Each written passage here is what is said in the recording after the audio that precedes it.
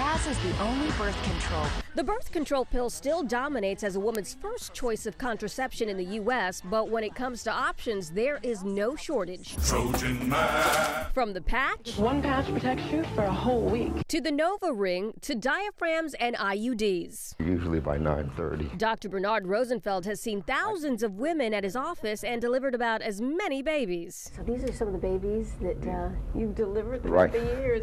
Throughout the years. Wow, that's a lot of babies. How many babies would you say you've delivered? In the thousands. I was lost count.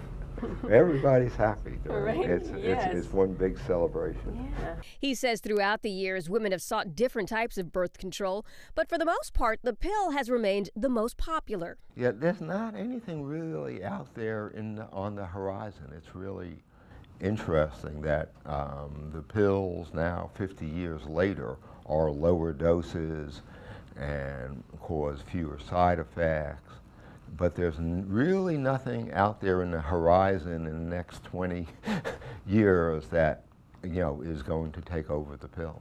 So it's held its own? Yeah, it's held its own. Around 12 million women in the United States take the contraceptive pill. Dr. Rosenfeld says a small percentage experience depression, but the main reason that women have looked for other options has been because of convenience. This is a birth control pill.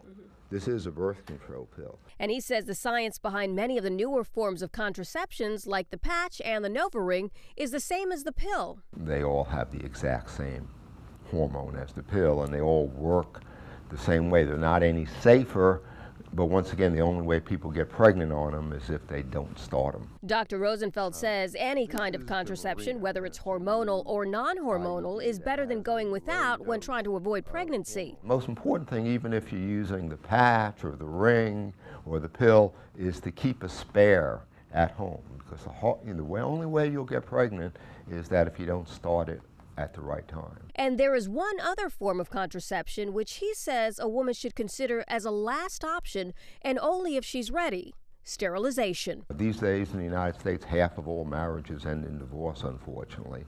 And then the vast majority of women then remarry, and then a lot of times they want a child, or the husbands want another child.